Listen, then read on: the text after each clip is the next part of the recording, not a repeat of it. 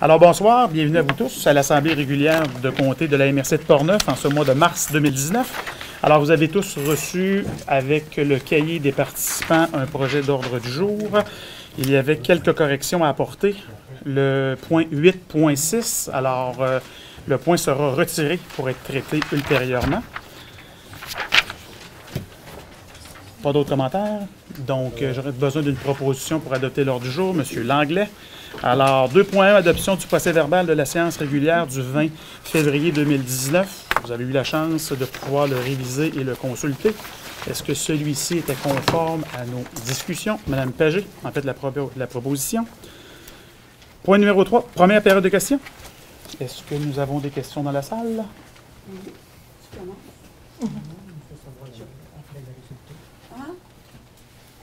Il va y avoir une seconde période de questions après l'adoption de la résolution. Je vais poser ma première question quand même, parce que oui. vous allez me dire qu'il va falloir que j'attende.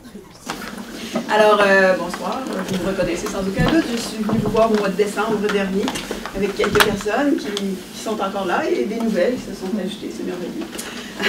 Alors, je viens évidemment à propos de la déclaration d'urgence climatique, comme vous avez demandé si vous alliez adopter ou pas à la MRC de Portneuf.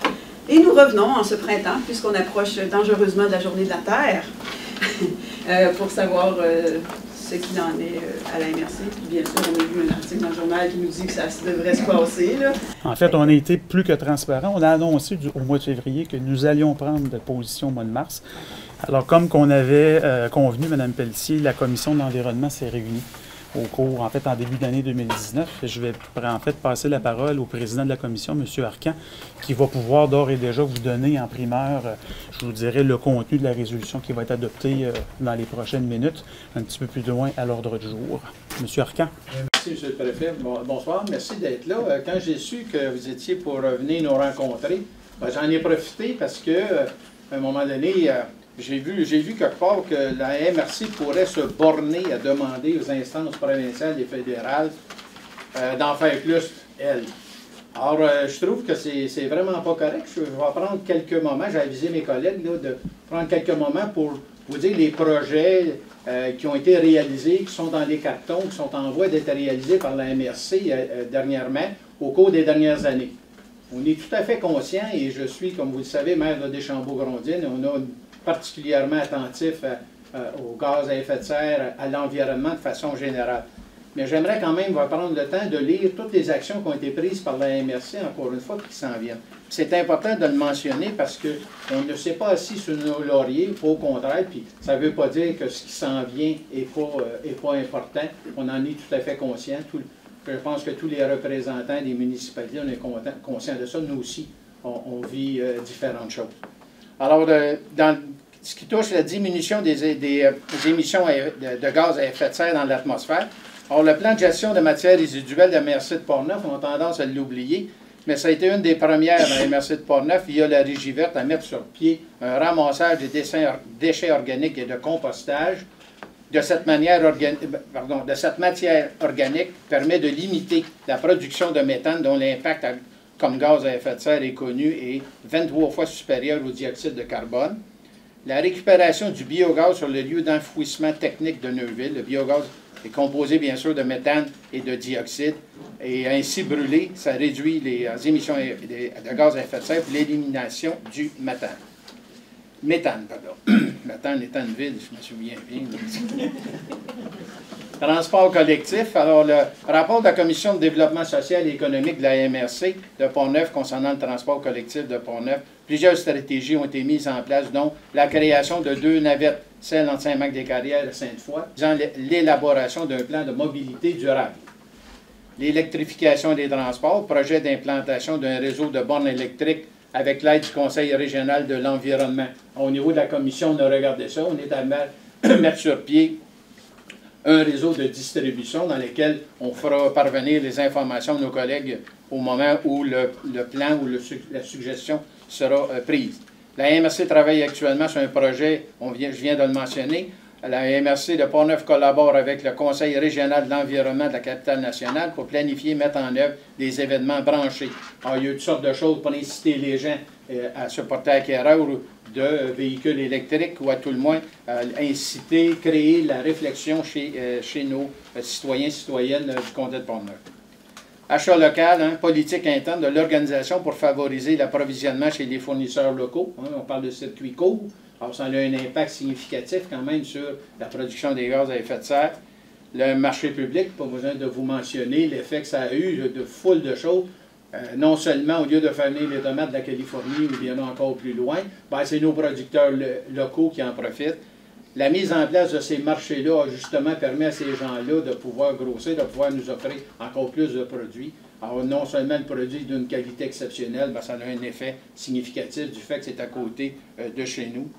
Stockage du carbone, l'inventaire des milieux humides réalisé par Canard Illimité en 2014, auquel la MRC a participé financièrement et plusieurs municipalités, je tiens à le souligner, a permis de mieux connaître la localisation des milieux humides sur son territoire afin de mieux les protéger. Les tourbières représentant pour la moitié des milieux humides recensés sur le territoire de la MRC, quand on sait qu'à l'échelle mondiale, les tourbières ne couvrent que 3 % des terres émergées, mais ici, dans le comté de Portneuf, ça représente 30 %. Alors, la MRC doit aussi produire d'ici 2022 un plan régional des milieux humides et hydriques visant à atteindre l'objectif. Déjà, la commission que j'ai le plaisir de présider, on travaille là-dessus pour voir de quelle façon on va se coordonner pour faire l'utilisation la plus complète et la plus intelligente possible de nos milieux humides et de nos lieux hydriques. Résilience au changement climatique. Un des impacts majeurs des changements climatiques est l'augmentation prévue de la fréquence et de l'intensité des précipitations, notamment dans l'est de l'Amérique du Nord. À cet effet, il est important de tenir compte des impacts de cette augmentation de précipitations au niveau de la protection des habitations et des infrastructures.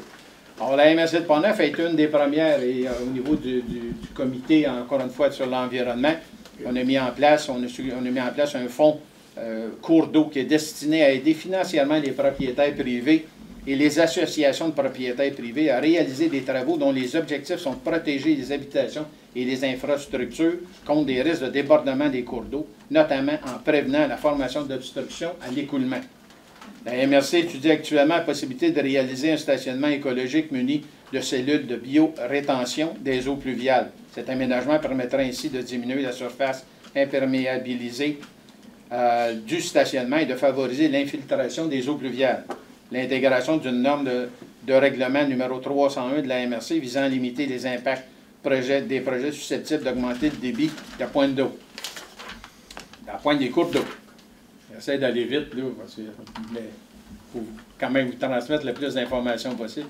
Pour le secteur touristique, les changements climatiques auront aussi un impact sur les infrastructures et activités mises en place sur le territoire. Couvert de neige, précipitations, adaptation du secteur touristique au changement climatique, participation financière et technique de la MRC de Portneuf au projet diagnostic des risques et des opportunités liées au changement climatique pour le secteur touristique de Québec et de Charlevoix, porté par le consortium Ouranos, Fonds vert et chaire du tourisme Transat. Autre action, en terminant, participation active aux travaux de la table de concertation régionale de l'estuaire du Saint-Laurent, dont le mandat consiste à l'élaboration d'un plan de gestion intégré régional dans le cadre des travaux réalisés. La lutte au changement climatique représente un enjeu important et différentes études sont en cours afin d'identifier les actions à venir.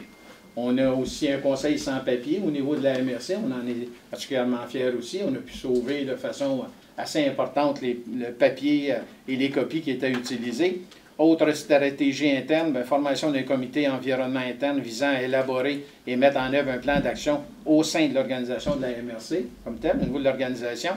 Réflexion sur une éventuelle adhésion de la MRC de Portneuf au programme de reconnaissance ICI On Recycle et Recycle Québec. Un autre dossier qui existe, un autre comité, le comité d'investissement commun, dans lequel la municipalité reçoit des demandes de nos investisseurs, de nos industriels, de nos commerçants. Et il y a des argents, l'analyse de ces dossiers-là est faite. C'est assez incroyable, là, les investissements qu'on permet à ces petites entreprises-là, à ces industries-là, de se moderniser, d'y aller avec les nouvelles technologies. Qui dit nouvelles technologies parle aussi de réduction des gaz à effet de serre ou toutes les autres choses qui peuvent découler des vieilles technologies. Et ça, on en est particulièrement fiers. C'est relativement récent, on y travaille beaucoup. Certaines actions peuvent être faites par les municipalités individuellement. Ça se fait. Je pense que chacun de mes collègues alentour de la table peuvent en témoigner. Il y a des projets qui doivent être réalisés avec la MRC, où l'ensemble, là, effectivement, ça l'amène l'action, ça l'amène le projet à un autre niveau.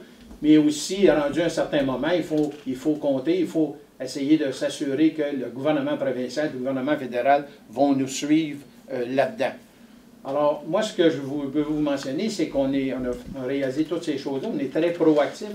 On est tout à fait conscient de l'importance et de l'urgence de la situation. Comme vous, on regarde ce qui se passe un peu partout à travers le monde. On regarde ce qui se passe au niveau de la température, des changements climatiques. On est très sensible à ça.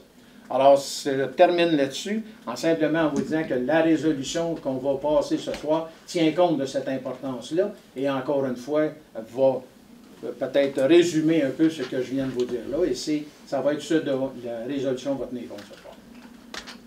Voilà. L'excuse d'avoir pris plus de temps. Est-ce que vous allez endosser la déclaration d'urgence climatique ou vous allez simplement résumer ce que vous... On va adopter la résolution un petit peu plus tard, mais essentiellement, c'est qu'on va réaffirmer notre intention à poursuivre les efforts soutenus en matière de développement durable. Est-ce qu'on peut avoir votre nom? Oui, Anne-Marie Balançon. J'étais coordonnatrice du marché public de Desjardins pendant 5 ans. J'enseigne la sociologie au cégep. J'ai une autre question. Changement climatique, oui, c'est beaucoup relié à la hausse des gaz à effet de serre, tout ça. Je sais qu'on en fait beaucoup ici dans Port-Neuf. Bravo. Ce qu'on constate partout, c'est qu'on n'en fait pas assez partout. Il faut faire plus, il faut être beaucoup plus radical.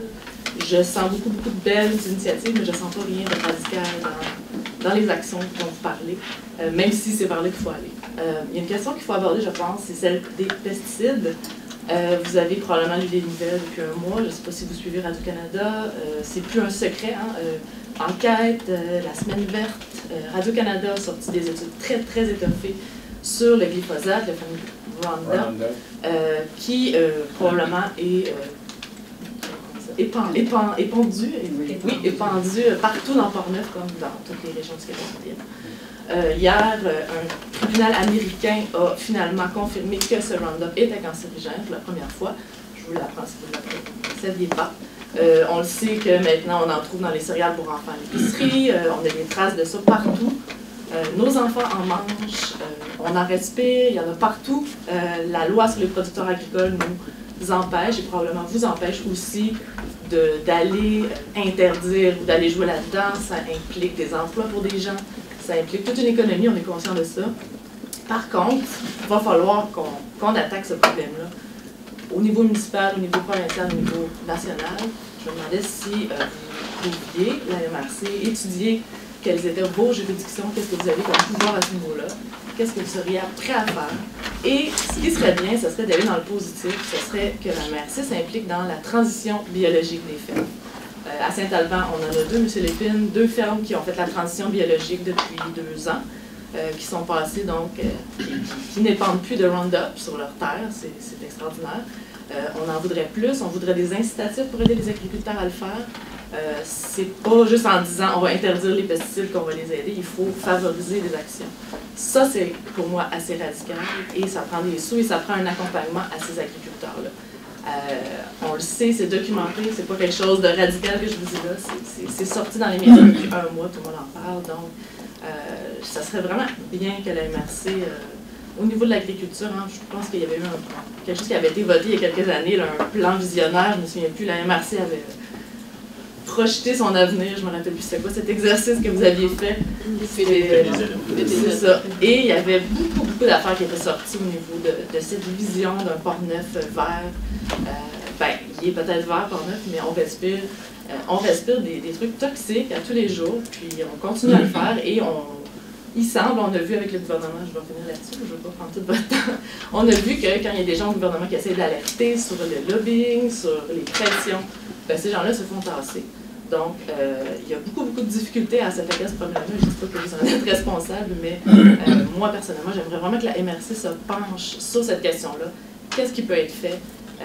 et qu'est-ce qu'on peut faire pour essayer de contrer ce gros problème d'environnement, qui n'est pas directement relié au changement climatique, mais quand même. Je vous dirais, Mme Melançon, que vous exprimez en fait beaucoup de demandes qui ne sauront être répondues en totalité, évidemment, par la MRC. Par contre, comme corps public, comme évidemment municipalité régionale, on a le privilège d'avoir des actions que nous pouvons concerter. Et sachez qu'avec l'ensemble de mes collègues ici présents autour de la table, on a toujours un ambitieux projet qui est toujours soutenir le développement durable. Alors, on a évidemment des plateformes, des tribunes aux vraies d'instances plus provinciales, Fédération québécoise des municipalités. Et les questions d'environnement, c'est pas simplement sexy, là, c'est sérieux. Alors, je siège moi-même au niveau de la Commission de l'environnement de la Fédération québécoise des municipalités. Et on adresse ces questions-là et on souhaite évidemment sensibiliser de manière régulière les autres partenaires qui sont les instances provinciales et fédérales. Alors oui, il faut commencer à en parler à quelque part, mais je pense que vous pouvez être fiers de ce qui a été accompli au cours des dernières années par votre MRC, par vos municipalités locales et assurez-vous que pour les années futures, l'ensemble des municipalités qui se présentent autour de la table vont continuer à multiplier les efforts. Je pense que c'est toujours important de se faire rappeler qu'il y a des situations qui sont alarmantes. Par contre, je pense qu'il ne faut pas tomber dans l'alarmiste. Dans Port-Neuf, moi, c'est avec une immense fierté que je défends le bilan de toutes les actions qui ont été accomplies au cours des dernières années, celles que nous allons accomplir au cours des prochaines années, parce que pas plus tard que ce midi, j'étais à l'Assemblée nationale pour présenter un nouveau projet ambitieux et innovant qui va positionner notre MRC de Port-Neuf en matière de gestion des matières résiduelles en peloton de tête. On l'est déjà dans les plus performants, mais si le tout peut se concrétiser, non seulement il va être fier d'être Portneuvois, mais on va être fier évidemment d'exporter la technologie qui va avoir été développée. Alors, je vous dirais, puis en fait, on va conclure là-dessus, les questions environnementales, c'est important. On se fait sensibiliser tant dans nos localités locales que régionales. Et assurez-vous d'une chose, c'est que ces questions-là sont importantes. On a tous des enfants ou des petits-enfants. On veut évidemment, en fait, léguer une terre qui va être évidemment plus performante. Mais je ne sais pas si vous avez vu les derniers reportages à Radio-Canada sur la manière, au niveau de l'Asie puis en Arabie saoudite, qui gèrent les sites de matières résiduelles. Bien, si vous ne l'avez pas fait, je vous invite à aller voir ce qu'ils font. En fait, c'est pas compliqué. Ils prennent leur matière, puis ça va dans l'océan. Puis ils prétendent que c'est correct, parce que c'est d'autres normes. En Tunisie, avec l'usine de potassium, on a tous vu ça à l'écran. C'est assez spectaculaire de voir les eaux usées s'en vont où, là. Alors, au Québec... On vient faire des commentaires, on est perçu comme ça, on attaquait, on sait qu'on fait des choses.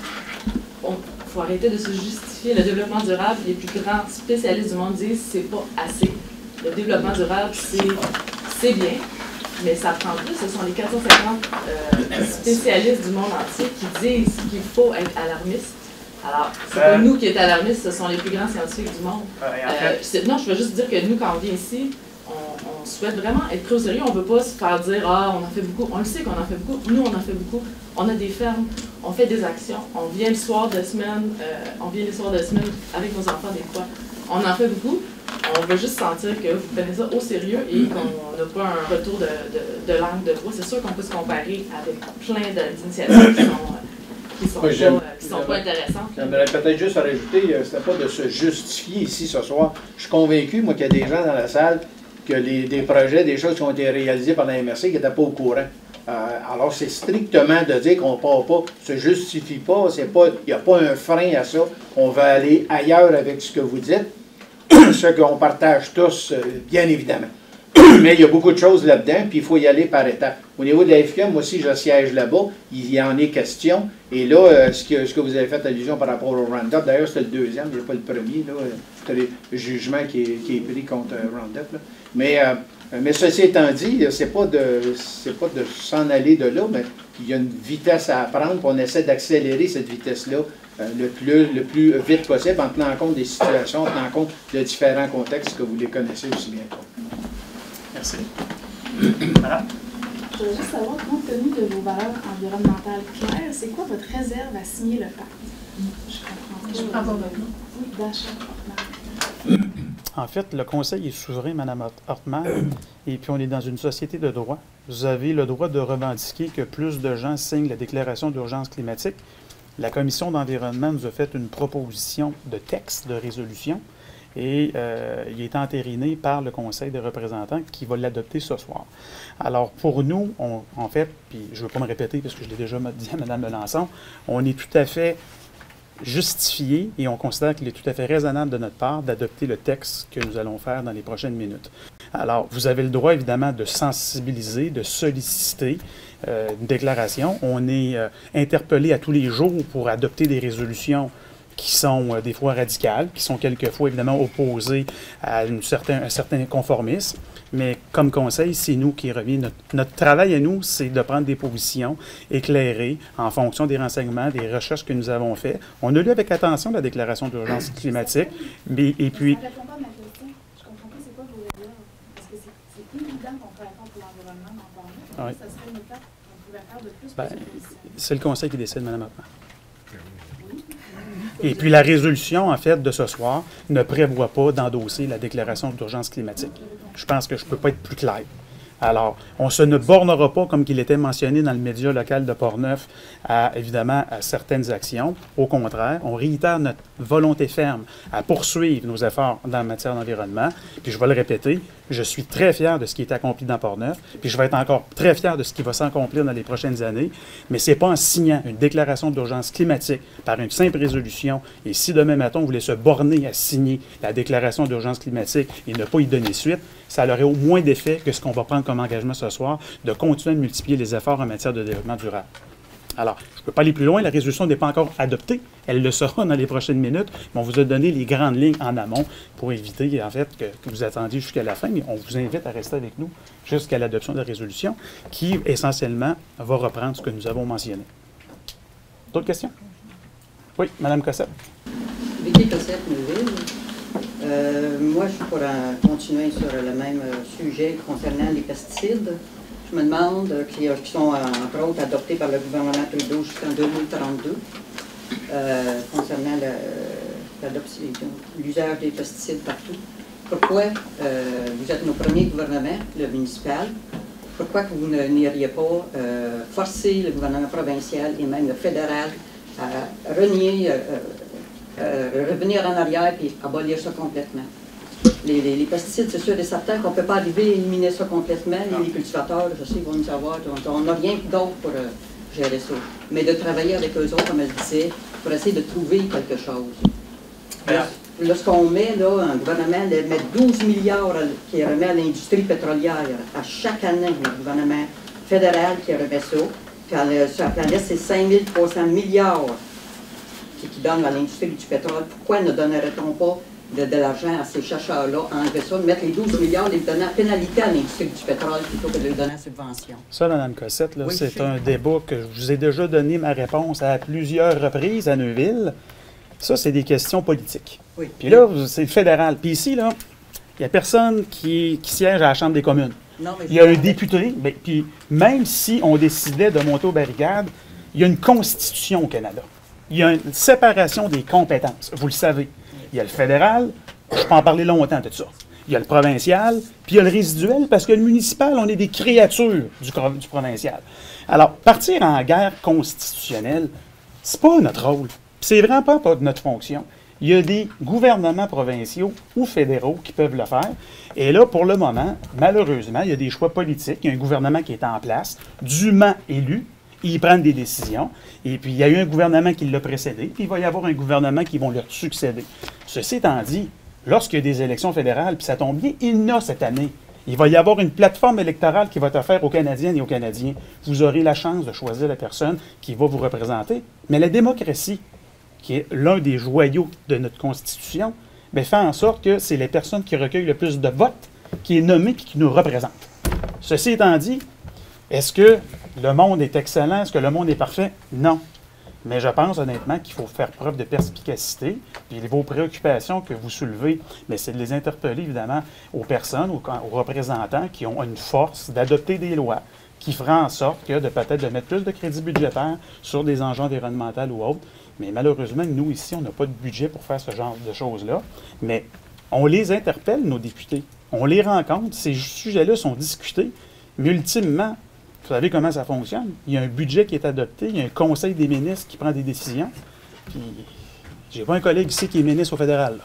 Mais la MRC pour faire des pressions auprès de ces l'autre du gouvernement, qui est le provincial et le fédéral aussi. On en fait déjà dans multiples dossiers. On a plein de revendications.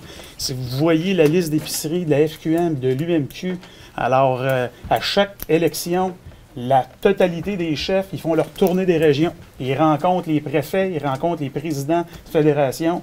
Il y a un beau cahier qui leur est remis. Le problème, c'est qu'une fois qu'ils sont élus, je ne sais pas quoi qu'ils font avec le cahier. Mais chose certaine, c'est qu'eux autres aussi ont une plateforme électorale. Alors, dans la dernière élection provinciale, il y a eu des engagements forts par des candidats. Là. Bien là, évidemment, il y a un budget demain. Alors, on verra dans le budget demain s'il y a des crédits alloués, je l'espère, en matière d'environnement, qui vont permettre de continuer à bonifier notre plan d'action. Mais on pourra en parler toute la soirée.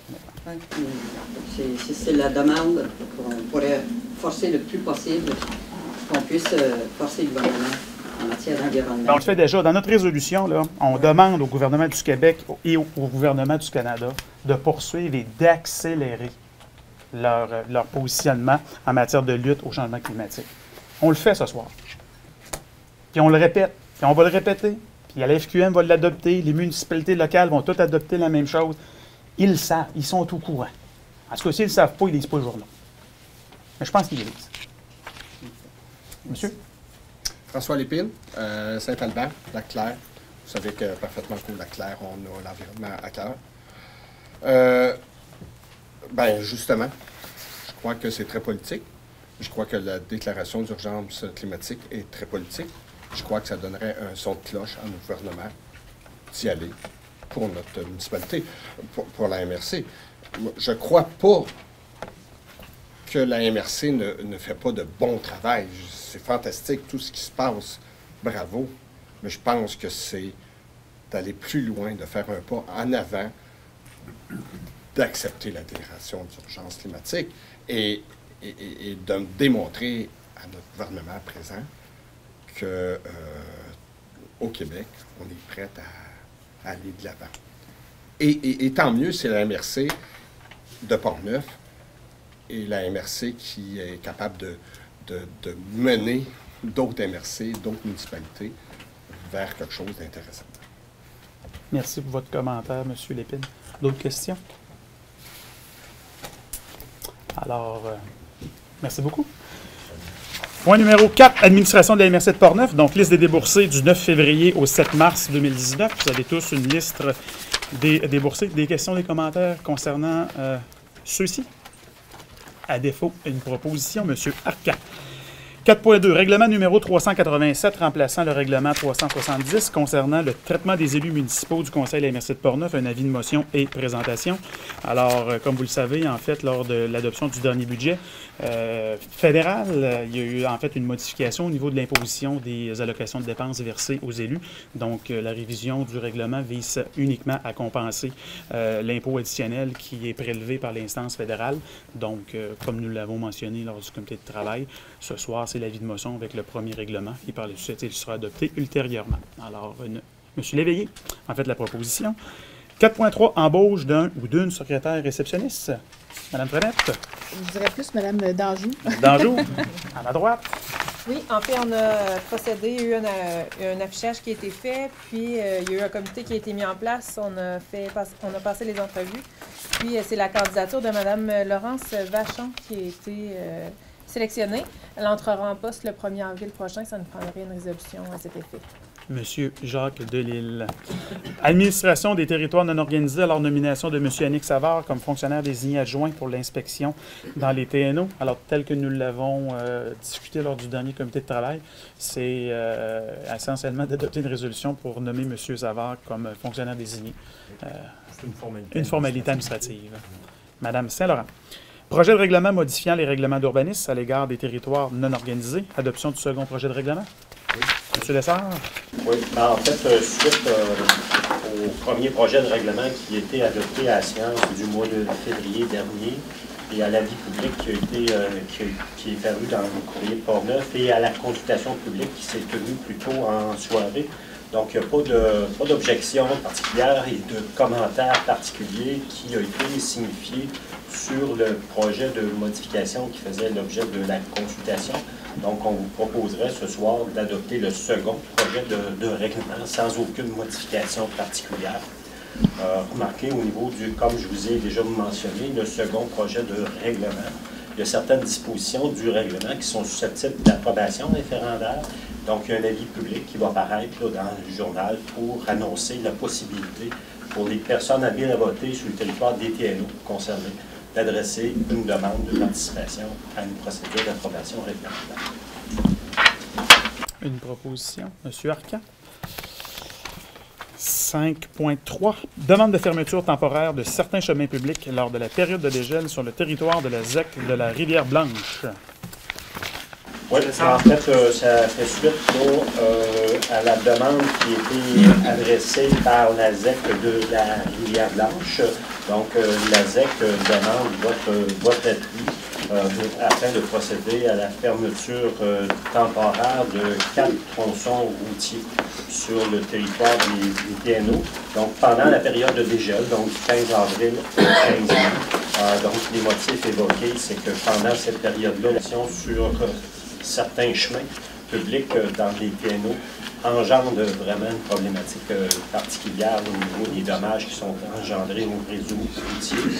Donc, c'est dans ce contexte-là que la demande est adressée, en fait, et la demande est adressée directement au ministère Forêt, Fonds du Parc, et c'est ce ministère-là qui peut autoriser la fermeture temporaire des chemins.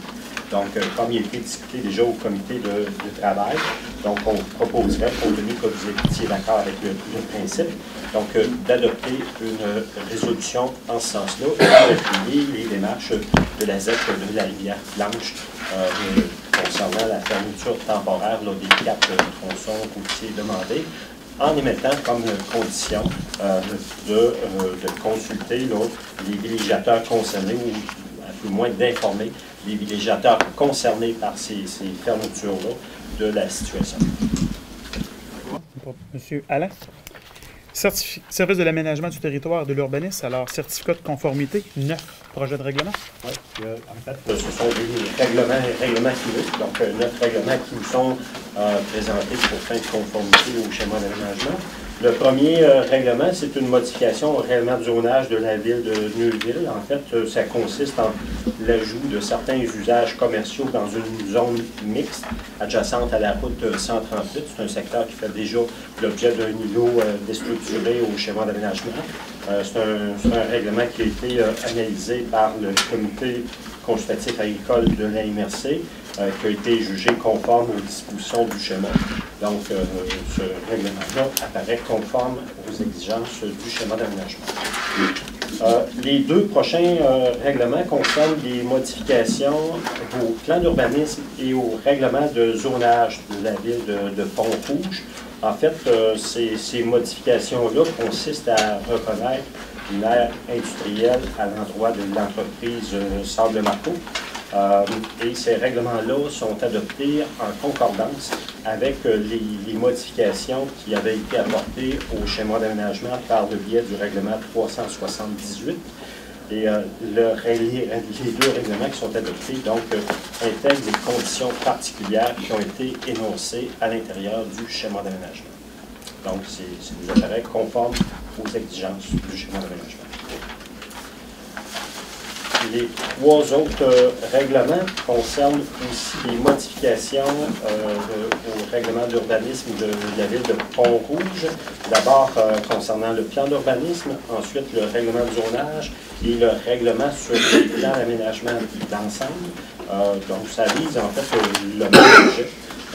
Et ces règlements-là ont aussi été adoptés en concordance avec une autre modification au schéma d'aménagement qui concernait le secteur du club de golf Grand Pont-Neuf pour déterminer une aire à vocation particulière, à vocation récréative dans ce secteur-là. Et les modifications apportées visent à revoir le découpage des zones et à privilégier les activités récréatives et l'hébergement touristique. Donc, encore une fois, les règlements adoptés par la ville de Pont-Rouge intègrent les conditions particulières qui ont été énoncées au schéma d'aménagement. Le 7e règlement, c'est une modification au règlement de zonage et au règlement administratif de la ville de Port-Neuf. Donc, ça vise principalement à modifier différentes normes d'implantation applicables à certaines zones sur le territoire et à préciser différentes modalités d'application des normes. Donc, c'est des aspects qui ne sont pas vraiment gérés par le schéma d'aménagement. Donc, évidemment, c'est conforme aux exigences du schéma d'aménagement. Le 8e règlement, c'est des modifications qui sont apportées au plan d'urbanisme et au règlement de zonage de la ville de Saint-Basile. En fait, il y a plusieurs modifications qui sont intégrées à l'intérieur de ce règlement-là, mais ça vise principalement à réglementer les résidences de tourisme dans certaines zones et à modifier les marges de recul aussi applicables à certaines zones sur le territoire. Donc, le règlement intègre les paramètres qui ont déjà été établis par le comité consultatif agricole pour la question de l'implantation des résidences de tourisme, notamment en zone agricole. Et le dernier règlement, donc c'est une modification au règlement de zonage de la municipalité de Saint-Casimir. En fait, ça vise à ajouter une classe d'usage commercial à l'intérieur d'une zone mixte du périmètre de l'urbanisation. Et donc, il n'y a pas de disposition particulière au schéma d'aménagement en ce sens-là. Donc, l'ensemble des règlements qui ont été transmis nous apparaissent conformes aux exigences du schéma d'aménagement et on vous recommande d'autoriser l'émission des certificats de travail. Monsieur Denis, en fait, la proposition. 6.2, demande concernant l'intégration de la MRC de Portneuf à l'intérieur du territoire desservi par le comité ZIP Les Deux Rives. Alors, comme discuté lors du dernier comité de travail, nous avons une opportunité de redéfinir notre adhésion avec une coordination au niveau de ZIP des Deux Rives qui nous semble en fait permettre d'avoir une meilleure intégration et une certaine cohésion dans notre plan d'action. Alors, l'objectif, c'est d'adopter une résolution au terme de laquelle, évidemment, nous souhaitons informer des différents acteurs que nous souhaitons joindre, redécouper le territoire des comités ZIP de Québec et de Chaudière-Appalaches avec la MRC de Portneuf soit incluse dans la ZIP des Deux Rives dorénavant. Monsieur Blackburn, faites la proposition. 6.3, projet de règlement modifiant le schéma d'aménagement et de développement concernant la révision des îlots déstructurés et des limites de la zone agricole. Alors, dépôt d'un avis de motion. Comme vous le savez, la MRC avait adopté une demande à portée collective en vertu de l'article 59 qui avait obtenu l'adhésion de la totalité des municipalités. En décembre 2015 ou 2016, M. Lessard? Oui, il me semble que c'était en 2015. 2015, une démarche de révision de la demande à portée collective avait été entreprise, au terme de laquelle la MRC, en partenariat avec les représentants de l'UPA et de la Commission de protection des terres agricoles, ont profité d'un moment, d'une journée de réflexion pour réviser les îlots déstructurés sur l'ensemble du territoire. Plusieurs mois se sont écoulés entre la journée d'analyse et une position préliminaire. Par contre, si on conserve notre positivisme, nous avons obtenu certaines modifications qui sont relativement mineures, mais qui ont permis d'aborder certaines problématiques qui avaient été soulevées. Donc, en fait, l'objectif de la résolution de ce soir, c'est d'adopter un avis de motion qui adopte la nouvelle orientation de la Commission des protections des terres agricoles, de l'UPA, et qui fera évidemment l'objet d'une résolution par l'ensemble des municipalités pour adhérer à la nouvelle mouture de la demande à portée collective. Monsieur Langlais, vous en faites la proposition. 6.4, projet de règlement modifiant le schéma d'aménagement et de développement concernant la révision des îlots et des limites de la zone agricole, adoption du premier projet de règlement. Donc, évidemment, c'est conséquent à l'explication que je viens de formuler. Une proposition. Monsieur Langlais.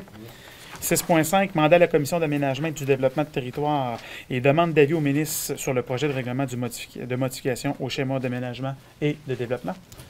Alors, c'est comme à l'habitude, une proposition pour mandater la Commission d'aménagement. M.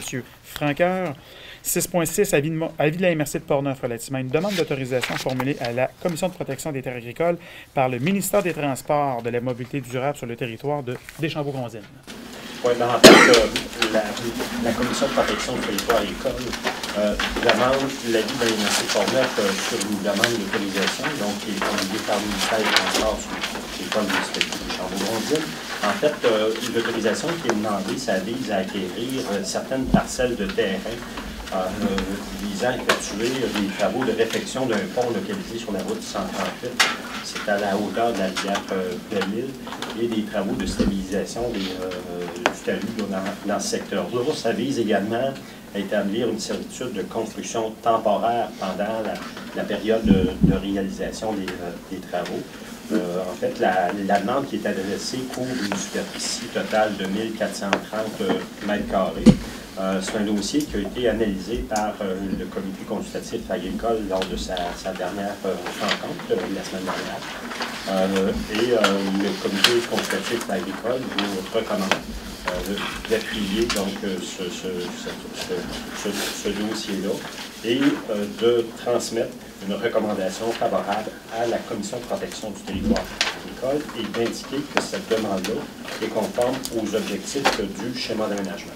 Et d'indiquer également à la Commission que cette demande apparaît justifiée en regard des critères d'analyse prévus à l'article 62 de la loi, compte tenu que c'est pour des motifs d'utilité publique. M. Franqueur, en fait de la proposition. Service de l'évaluation foncière, embauche de Mme Maude Ouellette à titre d'inspectrice en évaluation foncière. Oui, je peux y aller. En fait, il y a eu un deuxième processus de dotation qui a eu cours récemment, puis des candidatures reçues. Le comité de sélection vous recommanderait la candidature de Mme Maude Ouellette à titre d'inspectrice au service de l'évaluation foncière. Mme Pagé.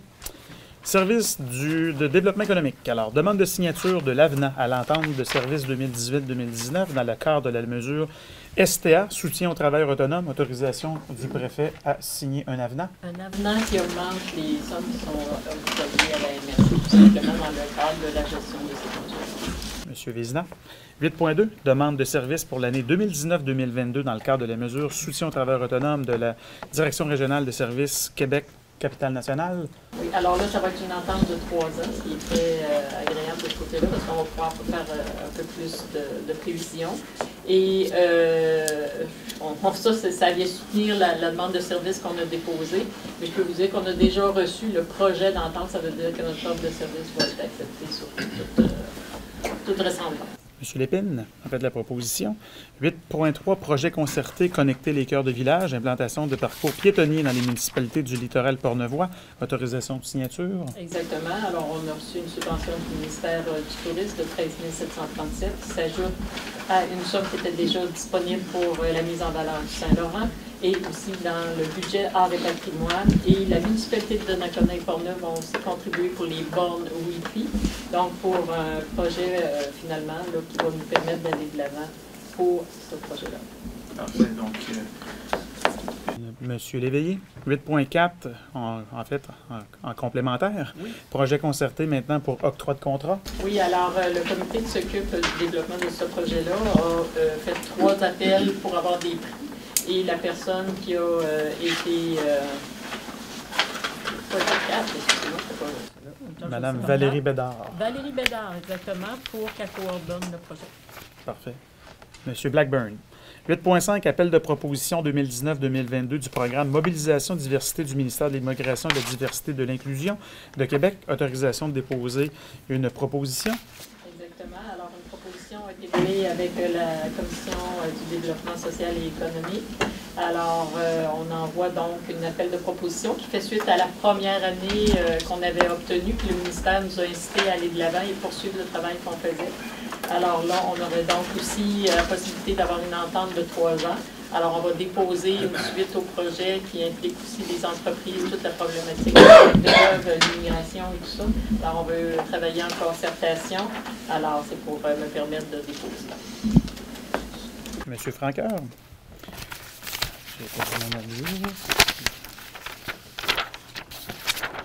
Donc, 8.6 retiré. 8.7, Salon Nature Portneuf, demande de commandite au montant de 500 $.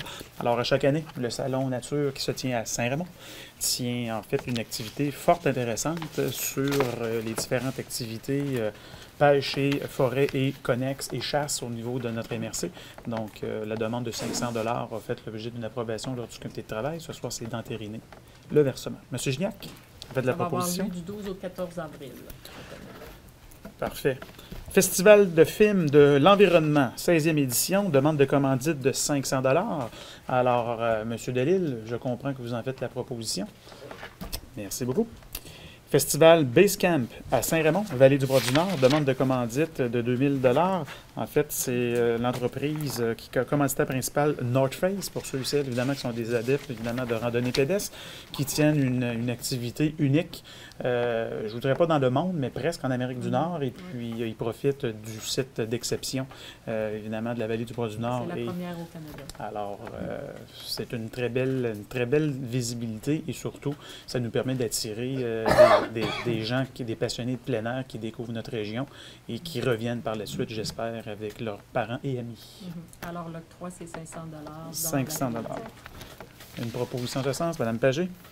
Fonds de patrimoine et culture 2019, recommandation du comité d'analyse. Alors, vous avez des projets dans la fiche 8.9. 8.10, excusez-moi.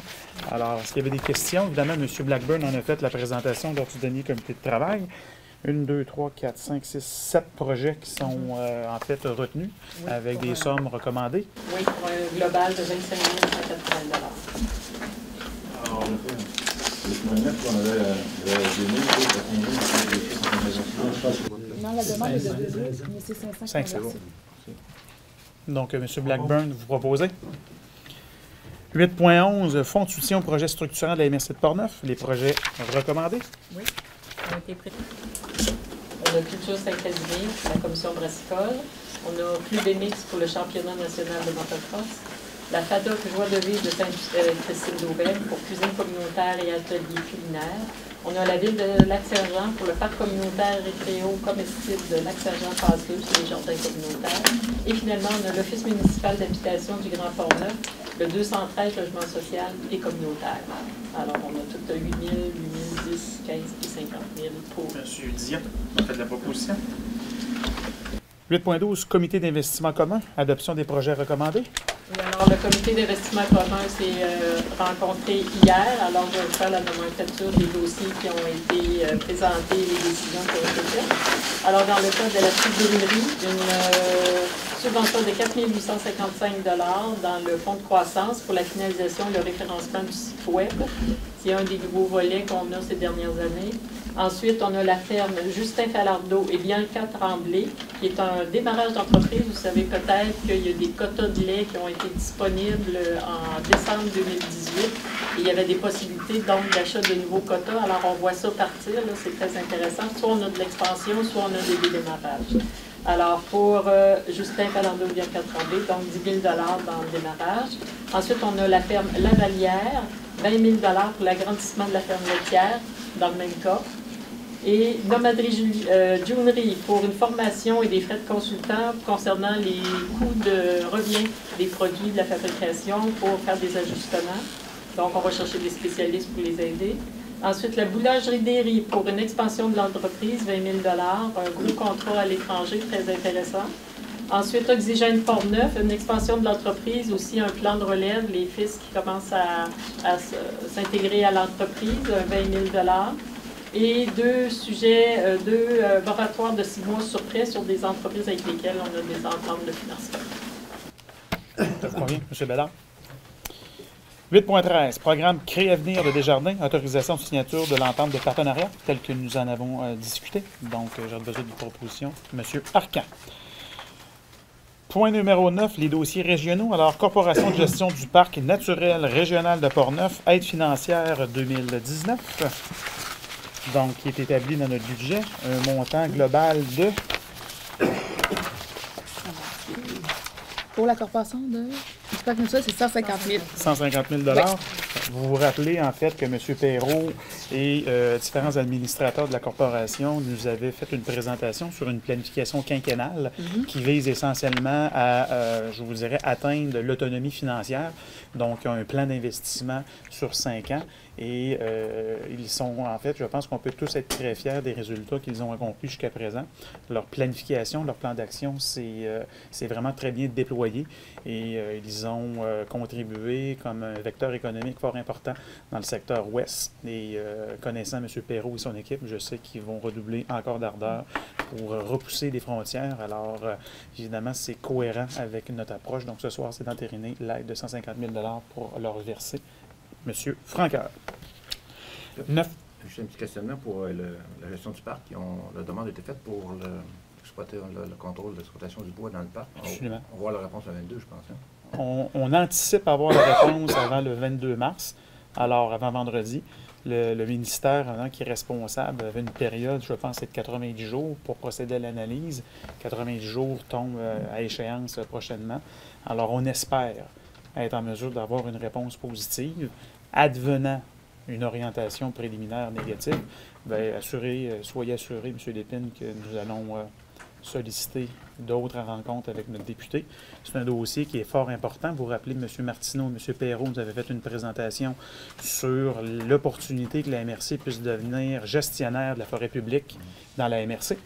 Alors, c'est un autre dossier qui s'ajoute à notre liste d'épicerie, mais lorsque nous sommes en mesure de bien circonscrire les domaines d'intervention qu'on peut agir dans ce type d'événement et de mettre en cohésion et en collaboration avec des partenariats locaux et régionaux, on est capable d'accomplir de grandes choses. Alors, on espère que ça va être positif. C'est pas une première fois, ce serait la 7e ou 8e qui serait dans... Il y a d'autres MRC au Québec qui ont obtenu ce droit de gestion, mais c'est très politique. Oui, on est d'accord avec ça. C'est la réponse qu'il y a eu. Puis on a une réunion hier, justement, il en parlait. Ça, je laissé une petite note là, de voir les orientations du gouvernement par rapport à ça. Mais c'est une orientation préliminaire. Oui. Sébastien n'a pas compris ça comme ça, c'est pas grave. Mais on va... C'est normal qu'on soit comme ça. Je suis en discussion avec M. Perrault. OK. Parfait. Merci.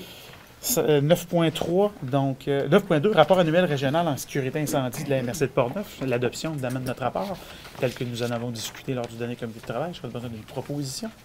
Madame Saint-Laurent. Centre d'archives régional de Portneuf, demande de participation financière. Alors, c'est le montant qui avait été demandé et discuté lors du dernier budget. Entendu dans l'entente aussi qu'on vient de signer. On attendait de signer cette entente-là. Alors, c'est au montant de 19 333 pour l'année 2019. Madame Pagé, vous en faites la proposition. 9.4, Office du tourisme de Québec, nomination de représentants des MRC au sein du conseil d'administration. Donc, on y va par alternance. Oui. Alors, la personne qui est recommandée, M. Frédéric Asselin. Oui, qui était là jusqu'à maintenant encore. Donc, on renouvellerait son mandat pour un autre 2 ans. Absolument. Puis je pense que c'est important que Portneuf ait la voix au chapitre.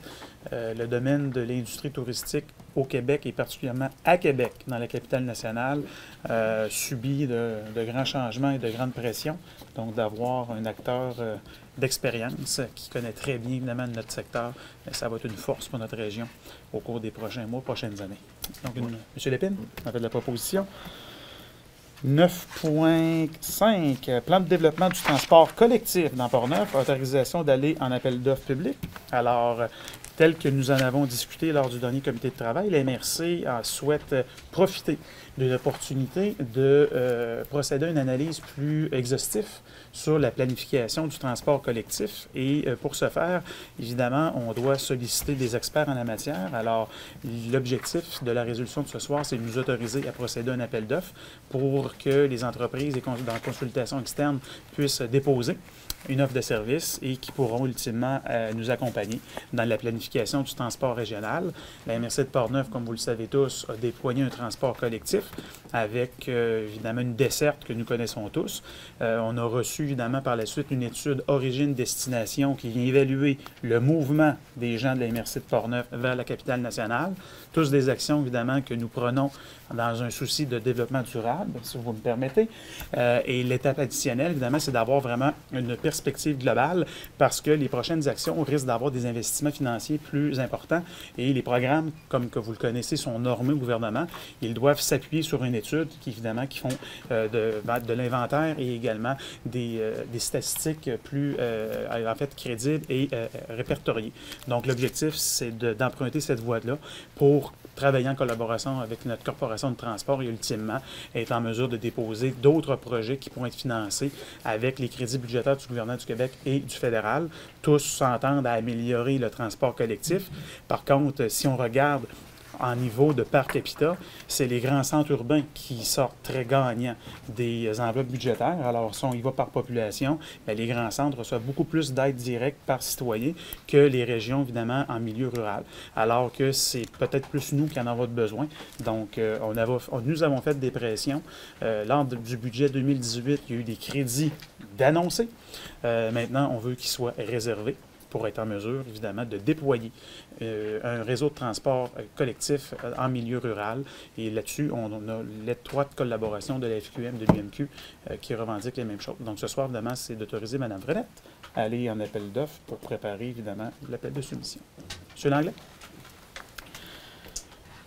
9.6, engagement de la MRC de Portneuf à poursuivre ses efforts en matière de lutte au changement climatique. Alors, tel que nous l'avons discuté, la résolution vise essentiellement à prendre acte de les préoccupations qui ont été exprimées par, évidemment, l'ensemble des citoyens de Portneuf et que la MRC, évidemment, interpelle le gouvernement du Québec et le gouvernement fédéral de poursuivre les efforts et de les accélérer en matière, évidemment, de changement, lutte climatique et également que nous réaffirmons notre engagement en ferme à continuer à entreprendre l'ensemble des mesures nécessaires pour permettre d'avoir une amélioration, évidemment, de l'ensemble des données en termes de développement durable. Alors, je ne veux pas aller plus loin, je pense que je me suis longuement exprimé. Alors, M. Alain, vous en faites la proposition. Alors, évidemment, la dite résolution va être transmise au gouvernement concerné pour suivi. Rapport des comités et commissions. J'avais une liste dans les... Oui, voilà. Commission de l'aménagement et du développement, pas de rencontre. Commission de développement social et économique, on en a fait un bref résumé lors du comité de travail. Commission d'environnement? La dernière réunion, 1er février dernier. Commission de l'administration, il n'y a pas eu de rencontre. Comité de sécurité publique, la Sûreté du Québec? Pas de rencontre. Non. Comité de sécurité incendie? Non, il va en avoir une prochainement. Transport régional? Le 11 avril. 11 avril. Régie régionale de gestion des matières résiduelles? Rien de spécial. Rien de spécial. Forum des élus de la capitale nationale? Monsieur oui, nous avons eu une rencontre vendredi dernier à Québec. Alors, nous avons discuté justement du développement des activités agricoles et agroalimentaires. On a eu un rapport du président du comité directeur qui est toujours très actif. Et puis avec M. Pierre Bouffard qui est un permanent dans ce comité-là. On a parlé du grand marché de Québec. En fait, on a eu une présentation sur la programmation des bornes interactives. Dans le grand marché, il va y avoir des bornes, ce qu'on retrouve dans les centres d'achat, des fois une grande borne à grandeur humaine.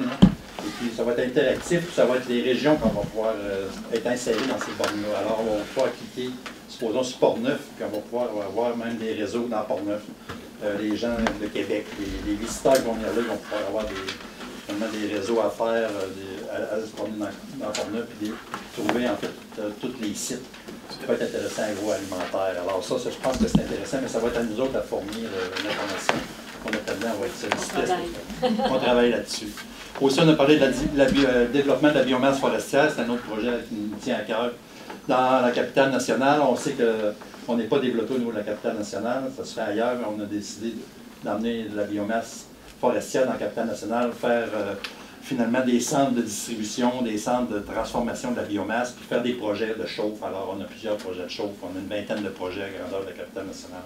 On a travaillé à la longue. Aussi, on a eu des résultats d'une grosse étude sur la planification stratégique avec la biomasse par des consultants qui s'appellent DGR. C'est un des meilleurs firmes au Québec qui travaillait sur la biomasse. On a une présentation.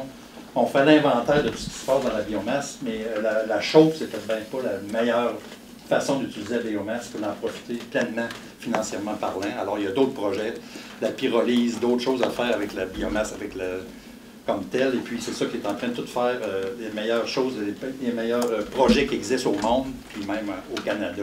Alors, il va mettre ça dans son étude, puis là, il fait une autre phase, en fait, qui va être la planification stratégique. Il va nous amener vraiment qu'est-ce qui est mieux à faire pour la capitale nationale. Alors, ça va s'en venir au cours des prochains mois. Et puis, finalement, ça va être des recommandations, et puis on pourra s'enligner là-dedans peut-être. On va faire de la chauffe, puis on va faire d'autres choses pour développer notre biomasse. Parce qu'on pense toujours au fait que la biomasse est très importante. En fait, on parlait des gaz à effet de serre, mais c'est important d'en consommer. Et puis, on fait moins de gaz à effet de serre en consommer qu'en laisser pourrir dans le bois. C'est bon pour l'environnement. C'est bon pour l'environnement. Et puis, c'est une énergie renouvelable, et puis inépuisable, puis qu'on a en masse ici dans Portneuf. C'est pour ça qu'on a embarqué dans ce projet-là, pour le développer davantage. Alors, ça va venir au cours des prochains mois, puis je pense que ça va être un projet très intéressant. Aussi, nous avons eu une rencontre avec... nous avons parlé du MAMO, en fait, c'est un MAM maintenant, et puis on a fait une révision des priorités régionales de développement. Vous savez, notre grosse brique développement de la capitale nationale. On en a discuté, mais il va falloir amener... On a décidé de participer à la réaménager, cette stratégie-là. Il faudrait fournir d'autres idées. Bernard en avait, justement, au niveau de l'aménagement du territoire. On est déjà là-dessus. On est là-dessus. Alors, il faut ramener ça. On a quelques mois. Il faut présenter ça au mois de mai. Là, ça fait qu'ils veulent avoir ça au mois d'avril. On va changer notre priorité régionale. Si on a des idées, c'est le temps. Et puis, on a parlé de l'Alliance pour la solidarité. Ça aussi, on a un comité de pilotage, de démarrage, du plan de travail. Ça va bien. Ça, il y a plusieurs millions dans la capitale nationale. Il faut que Portneuf fasse sa part. Alors, on travaille là-dessus, des représentants de Portneuf sur ce comité-là. Et puis, ça va bien de ce côté-là. Alors, c'est un peu, en gros, ce qu'on a discuté au Forum des élus en l'absence du maire Labaume, comme vous savez, qui était trop présent. Mais quand même, on continue la procédure. Exactement. Alors, merci beaucoup, Daniel. Justement, il vient de mentionner que le maire Labaume n'est pas présent. Je pense que ça serait bien parce qu'on a beaucoup à travailler avec vous. On l'a eu dans le passé et dans le futur. On pourrait peut-être lui envoyer un petit mot. Ouais, un petit mot de bon rétablissement. On s'en charge. Parfait. Parfait. Je vais m'opposer à ça, moi, compte tenu de mon expérience avec lui. Parfait. M. Langlois enregistre sa dissidence. M. Blackburn, vous avez fait de la proposition? Oui, c'était pour d'autres choses, mais si on peut bien. Oui. Alors, sachez absolument, je pense que c'est important. La santé, en fait, c'est le combat qui est universel. Alors, on a déjà transmis, en fait, nos vœux de courage à M. Labaume. Je suis convaincu que M. Labaume va être capable de vaincre cette maladie-là qui n'a, en fait, qu'il n'y a personne qui est à l'abri. Alors, sachez qu'on va le faire avec intérêt. Et puis, merci M. Francoeur. Je pense que c'est une pensée qui va être très positive et qui va être appréciée par le maire de la Ville de Québec. Alors, pour revenir rapidement sur la biomasse, sachez, chers collègues, que la MRC de Portneuf et surtout les membres de la capitale nationale, on est des pionniers en la matière de la filière biomasse. La biomasse, là, c'est pas sexy. Là. Partout au Québec, là, tout le monde est parti sur une peur et dire, bien, écoute, on va valoriser la matière du bois, la matière ligneuse, mais finalement, rapidement, les MRC, les comités de travail se sont désengagés. Et là, c'est ajouté un autre impondérant, évidemment, l'industrie forestière, qui ont décidé de rejeter, là, je ne suis vraiment pas une personne qui connaît beaucoup le bois, mais les billes avec un diamètre de moins de 4 pouces, M. Gignac, qui sont en fait moins intéressantes. Donc là, il va y avoir une matière, un volume de matière très important qui, ultimement, va rester dans le bois. Alors, ce qui reste dans le bois va se décomposer, puis il ne servira à rien, puis ça va créer d'autres. Alors, si on est en mesure, évidemment, de déployer des projets porteurs, on pourrait utiliser cette matière-là pour la valoriser. C'est 273 000 tonnes de matière qui peut être valorisée, en fait, au Québec en matière annuelle. Et ce que les gens du Forum régional des élus sont en train de vouloir, c'est d'identifier un projet porteur. Un projet porteur, c'est un projet fort, un vaisseau amiral qui va être en mesure d'être un client d'importance pour la filiale de la biomasse. Puis par la suite, des plus petits projets, il y en existe plusieurs. On parle plus petits projets, en parenthèse, c'est 100 tonnes par année qu'ils consomment. C'est quand même beaucoup, là, mais un projet porteur, là, on parle de 10 000 à 25 000 tonnes. Et pour ce faire, bien, vous aurez compris que c'est les grandes institutions qui sont sollicitées pour convertir un immeuble avec, évidemment, la biomasse. Alors, je vous disais qu'il y a des beaux projets qui s'en viennent dans Portneuf. Le projet de biomasse, on va avoir besoin d'énergie continue.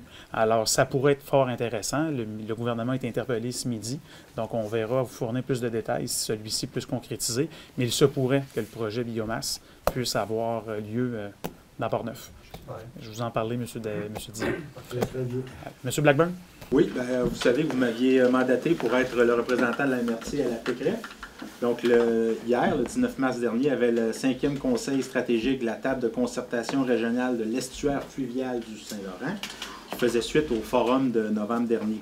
Alors, en titre de rappel pour tout le monde, la mission de la TCREF, c'est de définir une stratégie d'intervention concertée pour favoriser l'harmonisation des usages, la conservation et la mise en valeur des ressources de l'estuaire du Saint-Laurent. La TCREF est constituée de la MRC des villes riveraines, des municipalités riveraines, du fleuve, de la MRC de Bécancour, de Lobinière, de Portneuf, de la MRC des Chenaux, de la ville de Trois-Rivières et de la communauté abénaquise de Wallinac. Donc, c'est vraiment une aventure régionale. Au cours du forum du 20 novembre dernier, 73 actions prioritaires ont été identifiées, réparties à l'intérieur de 4 visions principales, soit accès et mise en valeur, qualité de l'eau, conservation des milieux naturels et gestion des rives du littoral et de la zone inondable.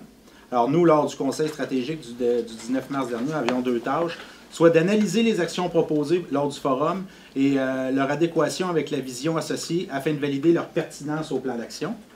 Et ensuite, d'évaluer le processus de mise en œuvre des futurs travaux de la TCREF. Donc, une fois ce travail-là réalisé, on va pouvoir donc établir un plan d'action qui va être cohérent. Et à ce titre-là, nous, on va inviter les 5 municipalités riveraines membres de la MRC à se réunir afin de déterminer parmi les actions proposées au plan d'action, lesquelles devraient être priorisées en concordance avec nos réalités respectives locales et régionales et qui devraient être l'acteur de leur mise en œuvre. Donc, on va vous revenir avec une convocation là, aux municipalités riveraines. Ça va être une initiative locale qu'on va faire pour prendre le leadership et en tout cas conserver le bâton de paiement qu'on a en matière de gestion du littoral du Saint-Laurent. Parfait. Merci beaucoup, M. Blackburn. D'autres interventions? M. Vizina? Moi, j'aimerais remercier le comité de la Corporation de transport de Portneuf pour avoir donné une réponse positive à la demande qu'on avait placée à Saint-Basile pour avoir une antenne, comme ils appellent, chez nous. Je pense que Saint-Casimir aussi. Donc, je ne veux pas voler ton scoop, Dominique, je m'excuse.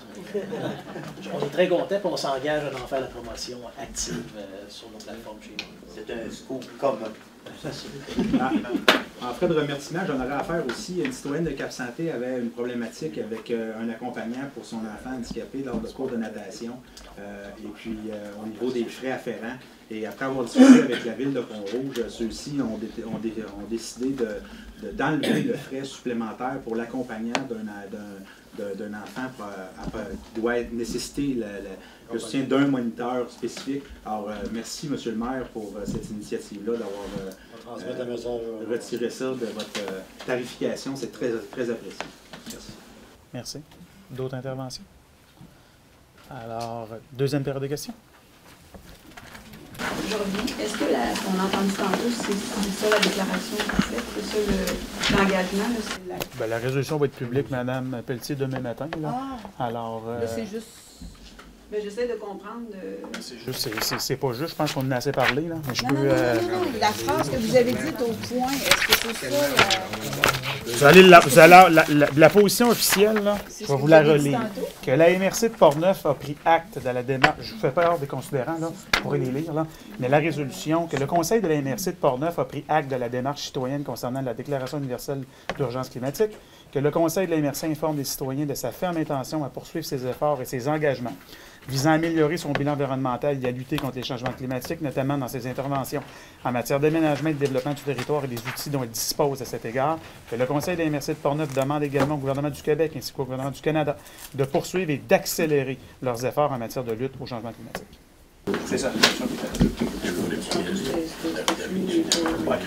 Non, mais c'est parce que je voulais juste comprendre c'était quoi exactement. Un conseil, comme un conseil de ville, parle par résolution et règlement, donc notre position officielle est ici. Alors demain, vous pourrez... L'analyser en profondeur. L'analyser, la lire, la relire, je pense que votre analyse va être assez succincte, ça dit ce que ça a à dire, honnêtement. D'accord. D'autres questions? Je pense que je ne reposerai pas la même question. Je veux juste... une question. Parce que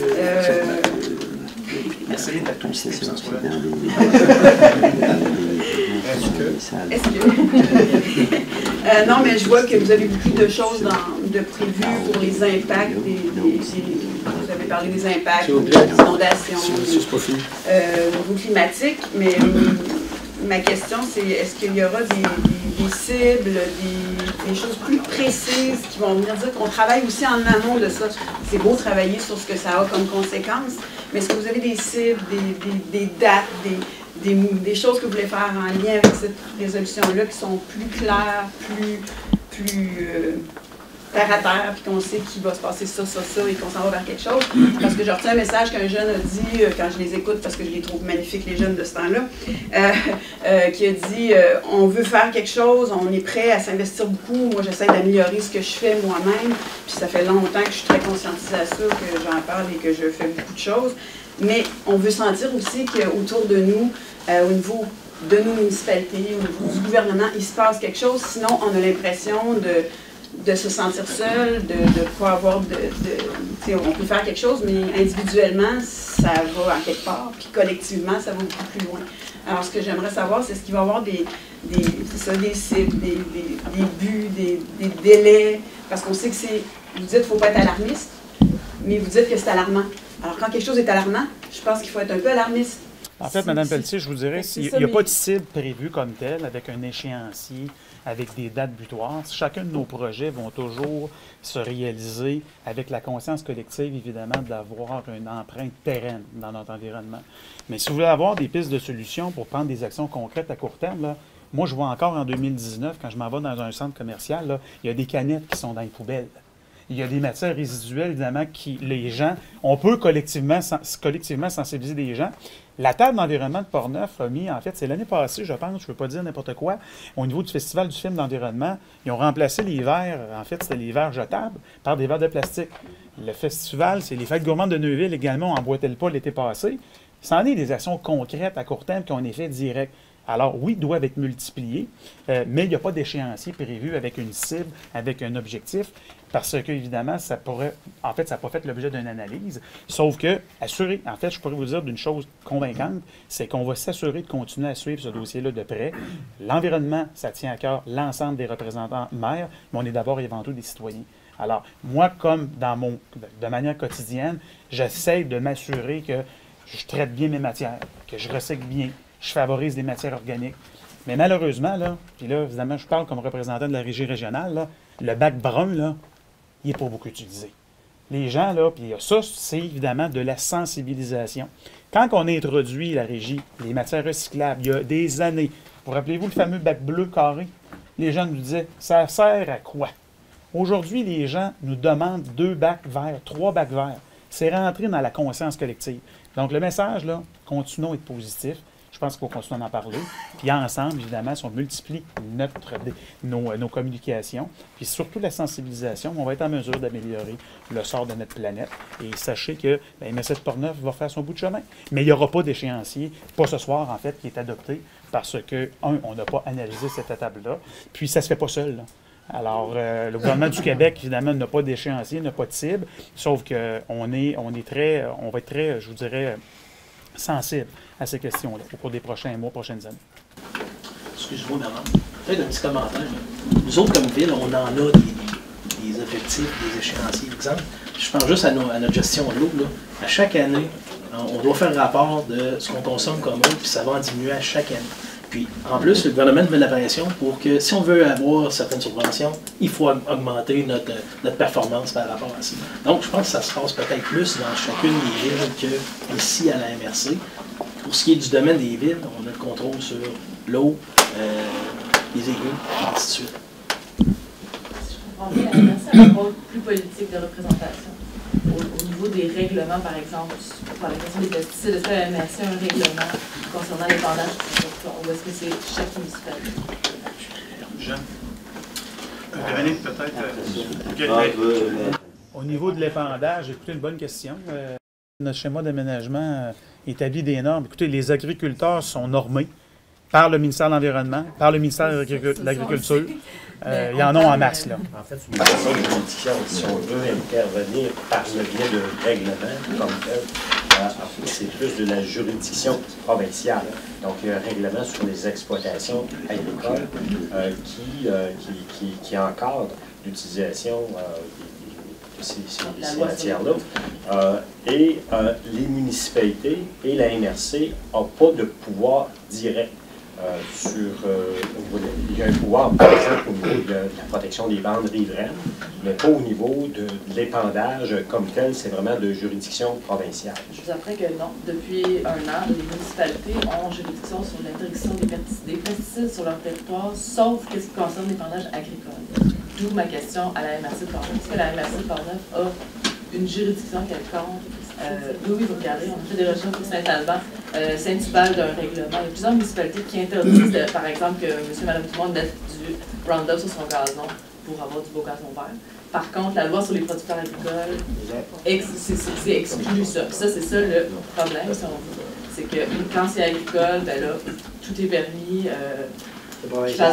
Qui vendent, peu importe que ça s'en aille directement dans le village.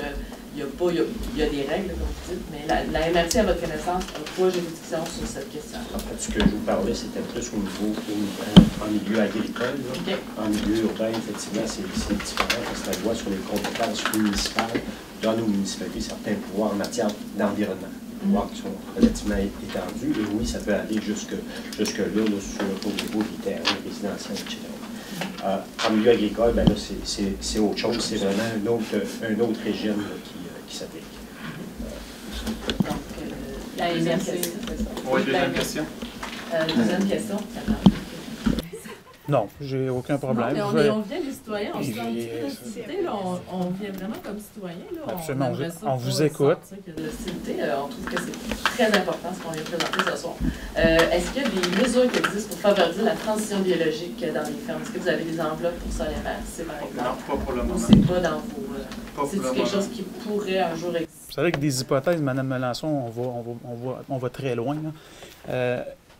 On a toujours favorisé, il y a des enveloppes budgétaires qui favorisent les transitions d'entreprises agricoles. On a soutenu au fil des années de nombreuses entreprises biologiques, puis tant mieux.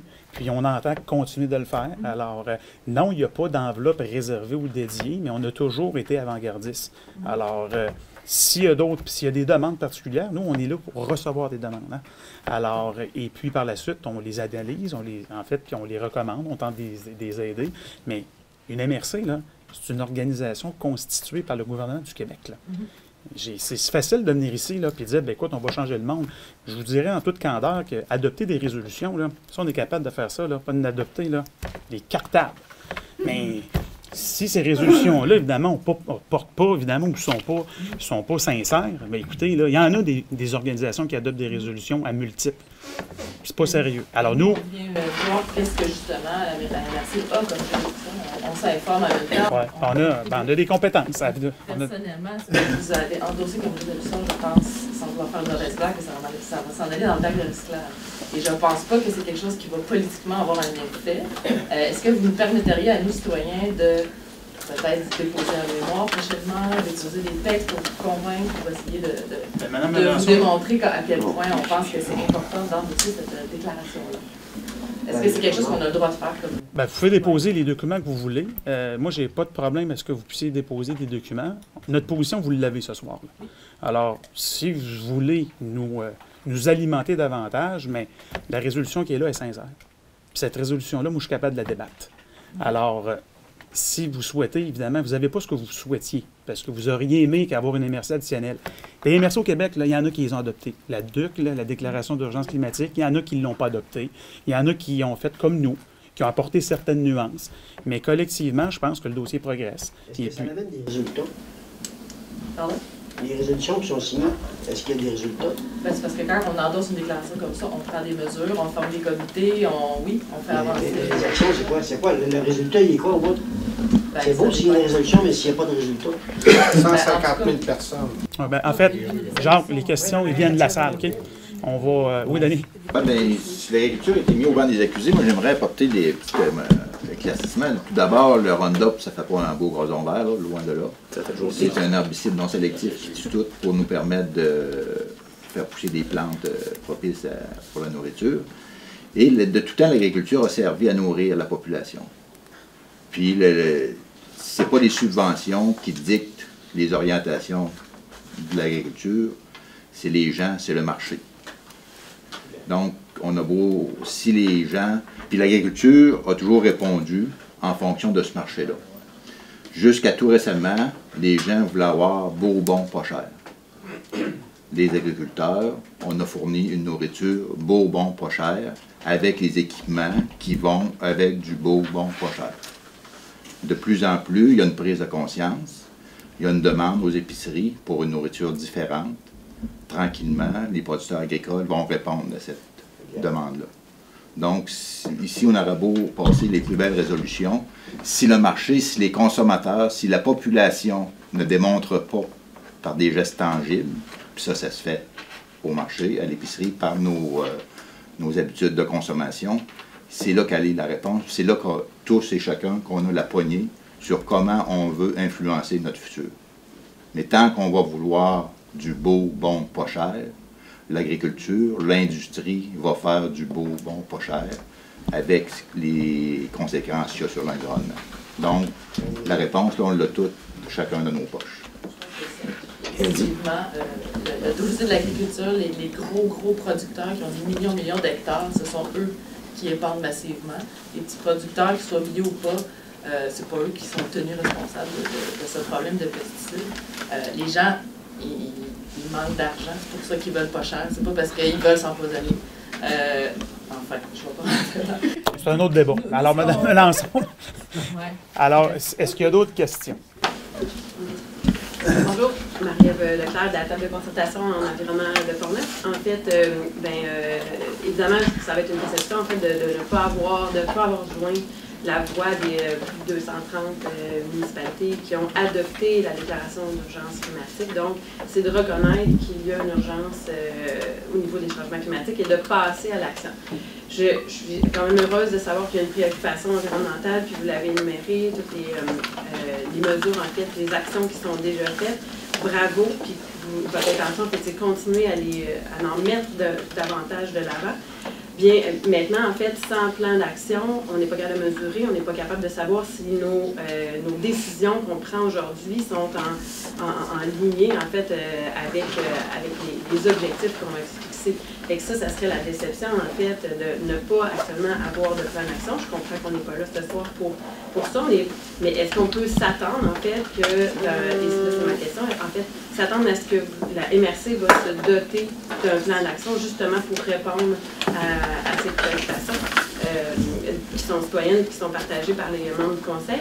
Est-ce que, justement, la démarche qui avait été faite, par exemple, Vision 2030, qui était extraordinaire, puis où les citoyens, les organisations avaient pu s'impliquer, puis qui allait aussi loin que, bon, qui allait vraiment pour le développement de Portneuf, est-ce qu'on pourrait s'attendre à ce qu'il y ait une telle démarche qui soit refaite, parce que bon, c'était en 2015, est-ce qu'on pourrait refaire une telle démarche pour aller vraiment sur un développement durable et se cibler et se doter en fait de cibles pour atteindre des objectifs environnementaux de développement durable? Bien, en fait, des plans d'action, il y en existe. Il y en a plein. Il y a deux façons de voir un plan d'action. On peut le mettre sur une tablette ou on peut évidemment tenter de répondre et mettre en exécution des actions. Alors, dans Portneuf, il y a une planification de la gestion des matières résiduelles. Ça, c'était élaboré, c'est la MRC qui l'adopte. Alors, on a un plan d'action qui vise à augmenter notre taux de diversion.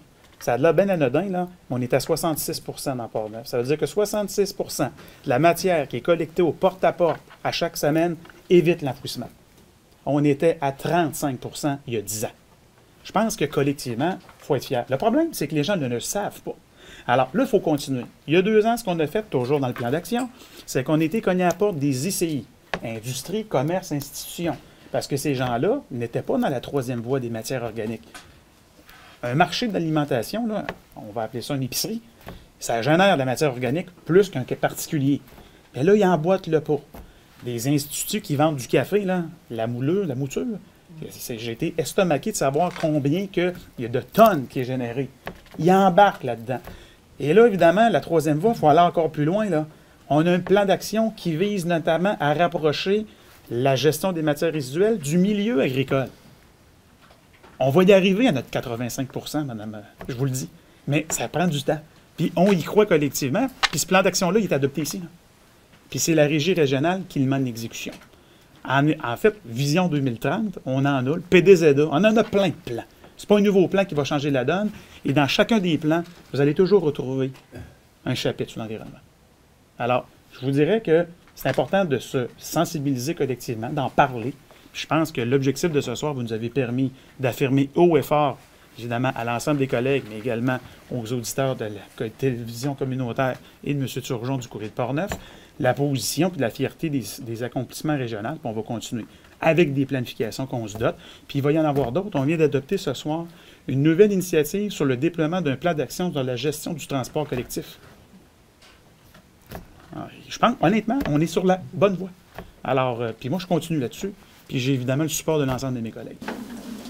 Mais je pense qu'avec tout ça, vous serez quand même en mesure de dire on signe, puis on a déjà des plans faits pour dire que oui, on a des plans. Non, parce que signer une déclaration d'urgence climatique, quand on la lit comme il faut, là, après ça, il y a un engagement. Parce que, comme je vous disais, j'ai 2 choix. On peut facilement là, vous éviter des petits ce soir, là, on l'adopte la résolution, je la prends puis je la mets dans les poubelles. En fait, je vais la mettre au recyclage. OK? Alors, pour être cohérent. Alors, par contre, Parce que par la suite, il y a des attentes. Les citoyens, là, vous êtes en droit de dire, écoutez, vous êtes engagés politiquement. Ben là, ça va prendre un plan d'action, hein, avec des mesures, avec un budget et un échéancier. Ah, barouette, écoute, on n'est pas naïfs, là. Puis on le sait, nous, on le voit différemment. On le travaille en collaboration avec les citoyens. Et je suis convaincu qu'on va avoir un meilleur plan d'action collectivement, en travaillant en collaboration, en établissant, en identifiant des cibles qu'on est capable d'atteindre, puis qu'on va le faire avec nos tables de concertation, nos tables de consultation. Peut-être que la vitesse va être moins rapide, mais on va y arriver. Tu sais, vous savez, seul, on va aller voir, vous êtes très fiers d'être dans Port-Neuf. Je vous le dis. Allez voir la Ville de Québec, la matière organique, est-ce qu'ils s'en occupent? Pas du tout. Ils font quoi avec leurs poubelles? Incinérateurs, ils les brûlent. C'est à 22 minutes d'ici, là. Nous autres, dans Port-Neuf, on a décidé de déployer un réseau de collecte porte à porte, de Rivière-à-Pierre jusqu'à Grondines, au même tarif. Dis ça aux membres de Pont-Rouge, là, qui sont à côté du site au Jean de Neuville, qui payent le même prix que la personne de Mme Saint-Laurent à Rivière-à-Pierre. Ça en est de l'approche concertée régionale qui permet à tout le monde de dire on participe à un projet collectif qui vise à favoriser le bien commun. Ça, là, je vais être capable de vous défendre ça sur la planète. Parce que c'est des actions concrètes, avec des exemples concrets. Signer un document en blanc que je sais que je ne suis pas capable d'accomplir, je ne suis pas là. Puis je ne pense pas que mes collègues sont là aussi. Donc, mais sachez une chose, on va pouvoir conclure là-dessus. La MRC de Port-Neuf va être toujours, comme qu'elle a toujours été, avant-gardiste en matière d'environnement. Puis on va continuer nos efforts. Puis je vous le dis, il y a un nouveau projet qui s'en vient dans Port-Neuf. S'il se concrétise, là, j'espère que vous allez nous le dire. Félicitations, Conseil de la MRC. Pourquoi vous n'y avez pas pensé avant? On arrive là-bas. Encore là, les gens de Québec, parce qu'on était avec les gens de l'Assemblée nationale ce midi, ils ont été renversés. Ils ont dit, wow! Comment vous avez pensé à ça? Écoutez, il y a un consultant qui était très ingénieux. Je n'ai pas le mérite, c'est pas moi qui ai eu l'idée, c'est pas le CA de la régie. C'est nous autres qui va mettre en exécution. C'est nous autres qui va voter le budget. C'est nous autres qui va convaincre notre population des bienfaits de ce projet-là. Puis par la suite, c'est vous, les citoyens, qui vont participer à l'émancipation de ce projet-là porteur pour notre région. Après ça, on va pouvoir exprimer notre fierté.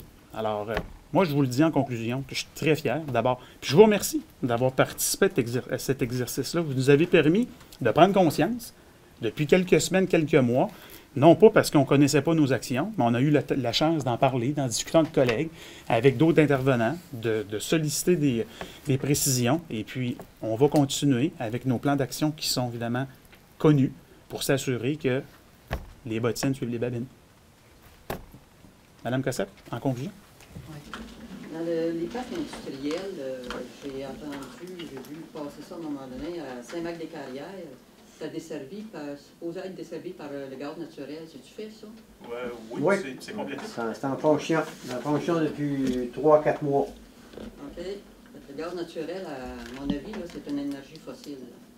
Puis, votre biomasse de tantôt, verrait pas mal mieux ça que le gaz naturel pour desservir des entreprises. Ou bien le solaire, ou bien encore le géothermie. Puis, le pire, c'est quand on allait chercher l'argent du plan vert, du fonds vert pour aller mettre des énergies fossiles. Ça, là, c'est pas nous, Mme Cossette, non, vous savez. Je ne dis pas que c'est vous, là. Je dis pas que c'est vous, là. Mais je ne sais pas si vous avez un genre quelque chose des fois à gérer lorsque vous pourriez avoir votre influence dans nous. Non, pas cette étape-là. Puis, il y a quelque chose, dernière intervention, est-ce qu'on ne pourrait pas interdire les sacs de plastique à usage unique complètement de compter? En fait, je vous dirais, ça, c'est un autre dossier. Ça a fait l'objet de réflexion. Il y a eu une voie qui, en fait, on le voit à Montréal, ils ont entrepris cette voie-là.